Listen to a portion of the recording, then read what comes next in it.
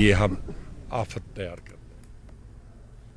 जम्मू कश्मीर के कुछ लीडरों ने कुछ अरसा कबल कांग्रेस छोड़कर गुलाम नबी आज़ाद की पार्टी में शमूलियत इख्तियार की थी, लेकिन अब उन्होंने घर वापसी करके आज दिल्ली कांग्रेस हेडक्वार्टर में कांग्रेस जनरल सेक्रेटरी केसी वेणुगोपाल, जम्मू कश्मीर इंचार्ज रजनी पाटिल और पवन की मौजूदगी में दोबारा कांग्रेस में शामिल हुए।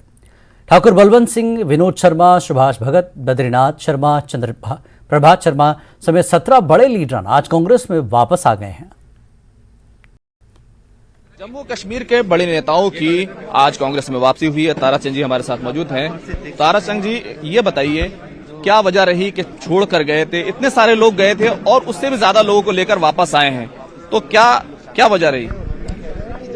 देखिए, जैसे मैंने पहले कहा कि हमने सारी उम्र जो है वो कांग्रेस पार्टी में दी है और कांग्रेस ने भी मुझे 4 दफा असेंबली का टिकट दिया, मैंडेट दिया पार्टी के इलेक्शन लड़ने के लिए।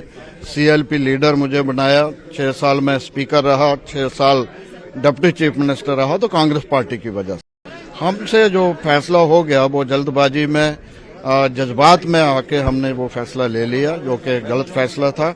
आज हमने उस पर विचार किया कि हमें फिर कांग्रेस में घर वापसी करनी चाहिए। जैसे बोलते हैं सुबह का बूला शाम को घर आता है, तो उसको बूला नहीं कहते।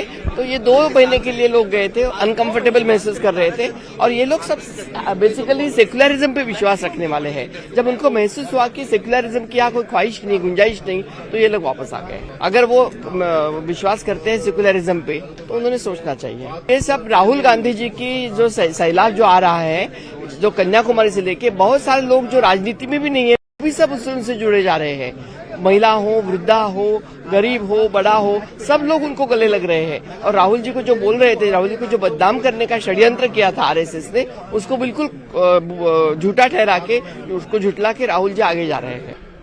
क्योंकि हर एक की अफादत होती है, हर एक की काम करने का तरीका होता है और मुझे लगता है कि असर पड़ेगा या न पड़े ये वक्त ही फैसला करेगा।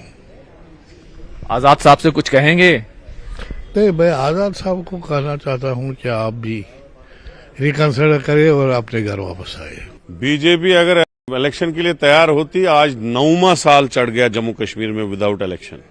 वो कौन डिलाई कर रहा है? वो बीजेपी कर रही है। कब 1 साल होने लगा डिलिमिटेशन कमीशन की रिपोर्ट को, वो भी तो उन्होंने फ्रॉड किया उस डिलिमिटेशन में। वो तो आरएसएस कमीशन था, वो कौन सा डिलिमिटेशन कमीशन था? सबसे ज्यादा डेमोक्रेसी का अगर गला घूंटा जाता है वो जम्मू कश्मीर में, क्योंकि वहां चुनाव ही नहीं होते हैं। अपनी मर्जी से सरकारें चला रहे हैं ये लोग और आगे भी इनको करने का इरादा नहीं है। अब तो असेंबली इलेक्शन उन्हें दोबारा ताक पे रख के अब बोलते हैं अब पंचायतों के करें। अरे पंचायतों के 3 बार हुए, जब से असेंबली हुए हैं उसके बाद पंचायतों 3री बार हो रहे हैं। असेंबली कराओ, खुद लोग आपको जूते देंगे, बताएंगे कि भैया तुमने 9 साल लोगों के साथ क्या किया, कौन से लोगों को जॉब दिया, कौन सी डेवलपमेंट की, कौन सा जम्मू को आपने चमकाया। तो इलेक्शन तो करते नहीं है। आपको किसने बोला बीजेपी इलेक्शन के लिए तैयार है? मुझे नहीं लगता है आगे 10-15 साल भी ये लोग जम्मू कश्मीर में इलेक्शन कराएंगे।